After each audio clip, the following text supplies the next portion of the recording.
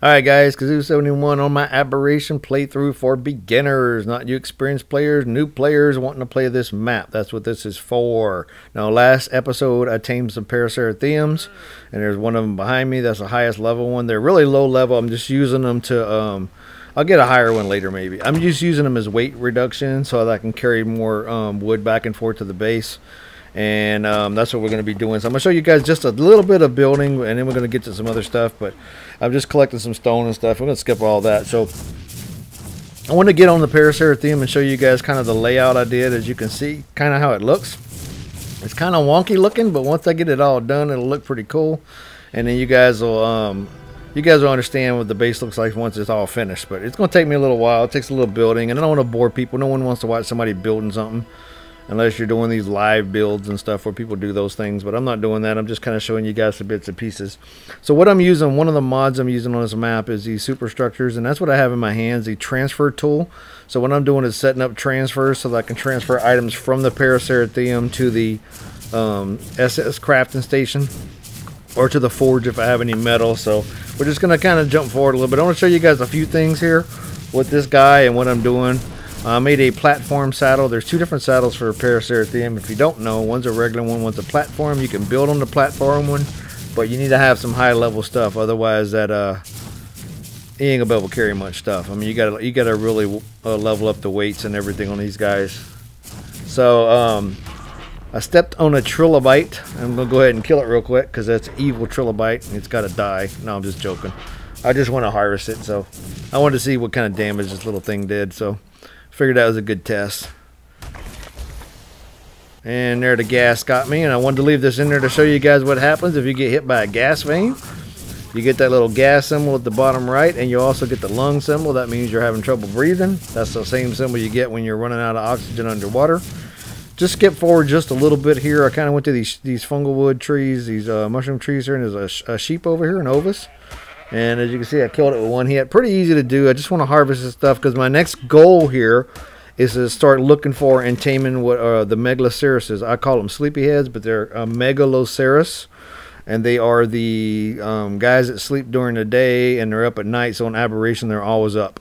And those are the ones you want to use on this map for the caves. Those are the ones you want to use for the boss fights. Those are the good things on Aberration when it comes to doing these crazy things. I want to show you guys a chainsaw, just what it does real quick. So I left this part in here to show you how much fungal wood I'm getting.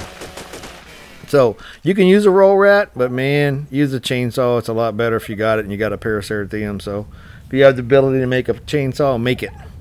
As you know, I had made this on the island and moved it. So just kind of jumping forward here.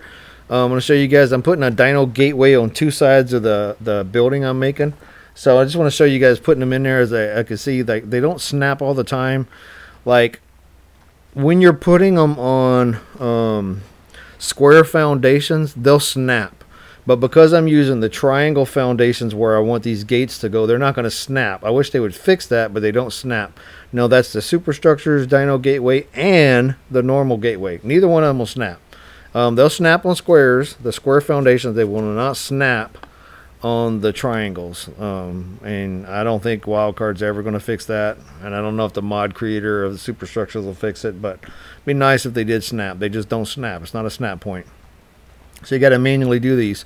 So I hit the K button. It puts me in orbital camera. I'm not sure exactly what it is on PlayStation or Xbox or Switch, but whatever gives you guys the orbital camera, you can look that up. I'll probably look it up and flash it across the screen for you right there. I think I have it somewhere.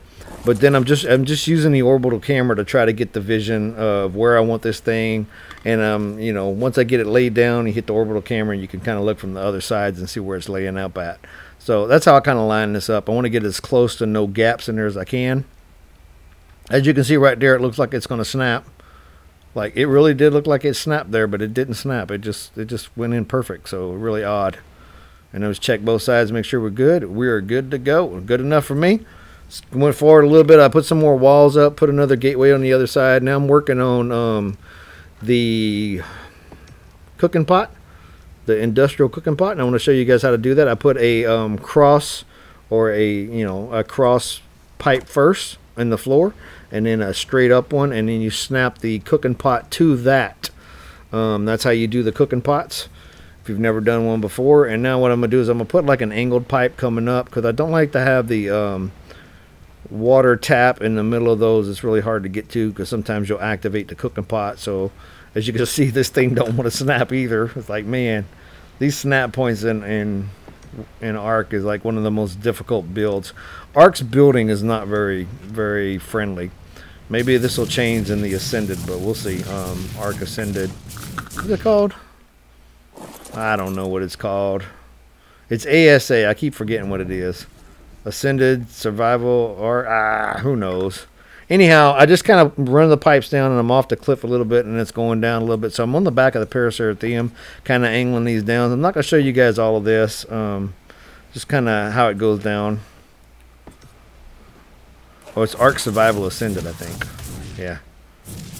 This is dumb how they say it. Ark Survival Ascended, ASA. Anyhow, so from the back of the Paraceratherium, I can run these things. So I'm using that to get the high parts.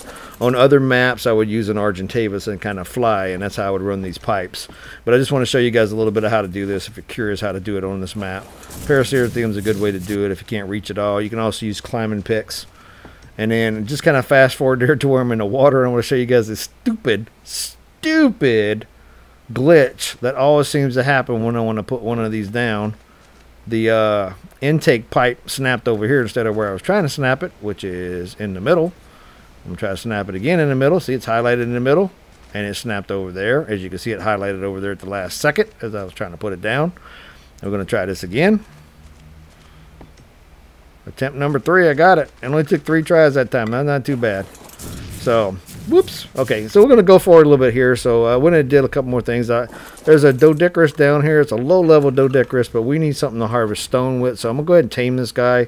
So I'm finished this trap I showed you guys I'd started working on before. I put a couple more ramps on there, so it's got 4 ramps now. I'm going to leave my Parasaur right here. Make sure he's on passive. And we're going to go hit this Doedicurus and make it chase me into the trap.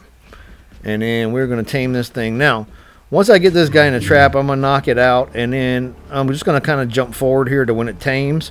But between when I knock it out and when I come back and pick it up, I just want you guys to know that I did a lot of stuff. And that's going to be the next video. So, like I said, I was getting ready to tame a Megalosaurus. And that's what I'm going to do in that next video. Megalosaurus, excuse me, the Megalosaurus. The Saurus is the cow, or the elk looking thing. The Saurus, Megalosaurus, is the sleepyhead. So anyway, so between the time I knock this guy out and that, I go down there, and a lot of things happen. A couple of good things, a lot of very bad things, and that'll be the next episode. But I just want to kind of end on this. I try to make these kind of quick with this. I don't want to do too much of this long videos. Ooh, wow, that was pretty funny. I don't want to do these long videos of me building and stuff. Like I said, that stuff's boring. And taming stuff, I got taming videos out, but a lot of people don't want to see that taming. They want to see all this crazy stuff. I don't play PvP, so I don't do too many wild, crazy, and, you know, stupid things. I do some stupid stuff, though. I've been playing this game so long, man. I got almost 6,000 hours in it. It's insane. Not the only game I play, but I do play it quite a bit. This probably is still my favorite. But there are things that do get boring after a while. Now, what I'm doing is I'm looking through the awesome spyglass. That's the other mod I have on here. I have 3 mods on here. And then that awesome spyglass allows me to see how much torpidity they're taking as I'm shooting them. It also tells you what you need to tame them. You know, how many, you know, you can see the stuff at the bottom, what it takes to tame these guys. And what kind of knockout, if it's a knockout or passive tame, that kind of stuff. So we got them knocked down, pretty easy to go. It's low level, so it's not going to take a lot to tame. I'm going to go ahead and use the Parasaur, grab some berries real quick, and I just want to leave this part in so you see what I'm doing it. Like I told you guys in previous videos, I also have that video on creative editing where people lie and make up stuff, and hopefully you guys understand that. I mean, it happens in real life, it happens on TV, and happens on YouTube, man. But I try to do everything legit and show you guys how I'm doing it legit, because I don't want to cheat. It's really easy to cheat, but I don't do that. I show you guys the real way, and that's why it takes me so long to do these. But there we go. We throw berries in here, and like I said, we're going to jump forward, and I'm going to come forward when this thing tames. Like I said, a lot happened, good, and a lot of bad.